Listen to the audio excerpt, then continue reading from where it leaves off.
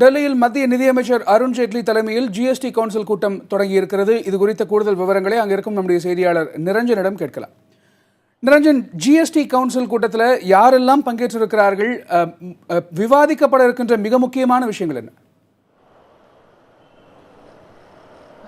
கணேஷ், இந்த ஜிஎஸ்டி மசோதா குறித்த 4வது கூட்டமானது தான் தற்பொழுது டெல்லியில் நடைபெற்று வருகிறது. இன்று மற்றும் நாளைய தினம் இந்த கூட்டமானது நிதியமைச்சர் அருண் ஜேட்லி தலைமையில் நடைபெறுகின்றது. இந்த கூட்டத்தில் அனைத்து மாநிலங்களிலிருந்தும் பிரதிநிதிகள், குறிப்பாக இந்த ஜிஎஸ்டி மசோதா குறித்து தங்களது மாநிலங்களின் கருத்துக்களை வெளிப்படுத்துவதற்கான பிரதிநிதிகள், அமைச்சர்கள், அந்த தரத்தில் இருக்கக்கூடியவர்கள் தற்பொழுது கலந்து கொண்டிருக்கின்றார்கள்.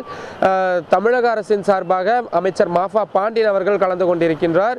இதில் பல்வேறு முக்கியமான விஷயங்கள் விவாதிக்கப்படவிருக்கின்றது. ஏனென்றால் மத்திய அரசு வருகின்ற, அதாவது அடுத்த ஆண்டு ஏப்ரல் 1ஆம் தேதி முதல் இந்த ஜிஎஸ்டி மசோதாவினை, இந்த ஜிஎஸ்டி வரி விதிப்பு முறையினை நாடு முழுவதும் அமல்படுத்துவதற்கு அவர்கள் திட்டமிட்டிருக்கின்றார்கள்.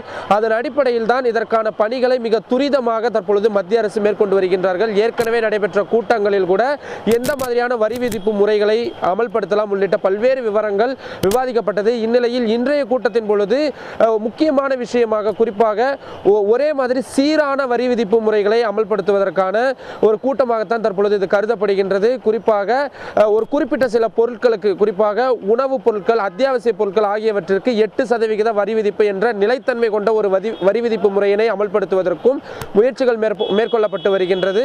அதே போல இது 4 வகைகளாக 8, 12, 18 மற்றும் 21 என்ற 4 வரி விதிப்பு முறைகளாக இவற்றை அறிமுகப்படுத்துவதற்கும் இந்த கூட்டத்தில் பல்வேறு ஆலோசனைகள் மேற்கொள்ளப்பட்டு வருகின்றது.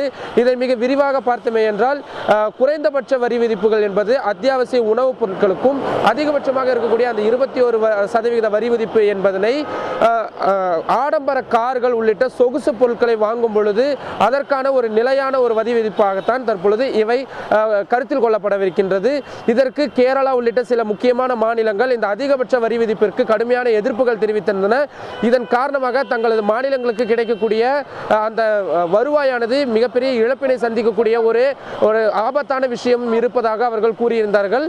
தற்பொழுது இந்த மாநிலங்களுக்கு இடையே உள்ள இந்த கருத்து வேற்றுமைகளை நீக்கிவிட்டு ஒரே மாதிரியான விஷயமாக பின்பற்றுவதற்கும் மாநிலங்களுக்கு இடையே ஒரு சமரசத்தை ஏற்படுத்துவதற்காகத்தான் தற்பொழுது இந்த கூட்டத்தில் பல்வேறு விவாதங்கள் மேற்கொள்ளப்பட்டு வருகிறது. கணேஷ், நிரஞ்சன், இந்த கூட்டத்தில் தமிழகத்தின் சார்பில் அமைச்சர் மாஃபா பாண்டியராஜன் பங்கேற்றிருக்கிறார்.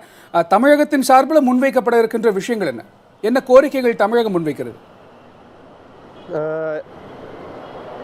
ஏற்கனவே இந்த கூட்டத்தில் மாஃபா பாண்டியன் கலந்து கொண்டிருந்த பொழுதும் மிக தெளிவாக கூறியிருந்தார், தமிழகத்தின் நலனுக்கும் தமிழகத்தின் வளர்ச்சிக்கும் பாதிப்பு ஏற்படும் வகையில் இந்த வரி விதிப்பு விஷயங்கள் இருக்கக்கூடாது என்று நீண்ட இழுபறிக்கு பின்னர் மத்திய அரசு தொடர்ந்து அவர்கள் தமிழகத்திற்கு பல்வேறு விளக்கங்களை கொடுத்த பின்னர் தான் இதில் சேர்ந்து கொள்ளலாம் என்ற ஒரு முடிவினை தமிழக அரசு எடுத்திருக்கின்றது. எனவே இந்த வரி விதிப்பு முறைகள், நான் ஏற்கனவே குறிப்பிட்டதை போல, என்ற 4 வகையான வரி விதிப்பு முறைகளை, ஒரு நிலைத்தன்மை கொண்ட ஒரு வரி விதிப்பு முறையினை அமல்படுத்துவதற்கு மத்திய அரசு தீவிரமான முயற்சிகள் கொண்டு வருகின்றது.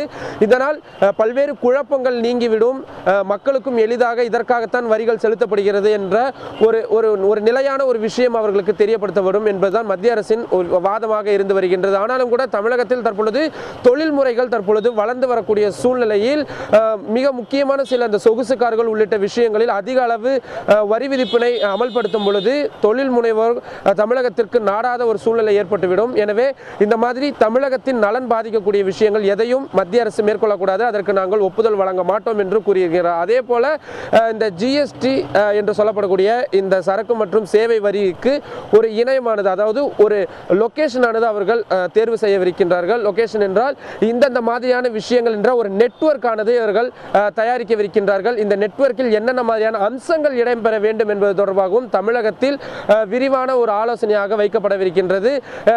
இன்று மற்றும் நாளைய தினம் இந்த ஜிஎஸ்டி கவுன்சில் கூட்டம் நிறைவேற்றப்புடன் தமிழகத்தின் சார்பாக என்னென்ன மாதிரியான கோரிக்கைகள் முன்வைக்கப்பட்டது என்பது தொடர்பான விரிவான விவரங்களை தமிழக அரசின் சார்பாக கிடைக்கப்பெறும் என்று கூறியிருக்கின்றார்கள். இன்று மாலை இந்த கூட்டம் நிறைவடைந்த பிறகும் இன்றைய தினம் தமிழக அரசு என்னென்ன மாதிரியான யோசனைகளை முன்வைத்தார்கள் என்பதனையும் நமக்கு விரிவாக தெரிவிக்கவிருக்கிறார்கள். கணேஷ்.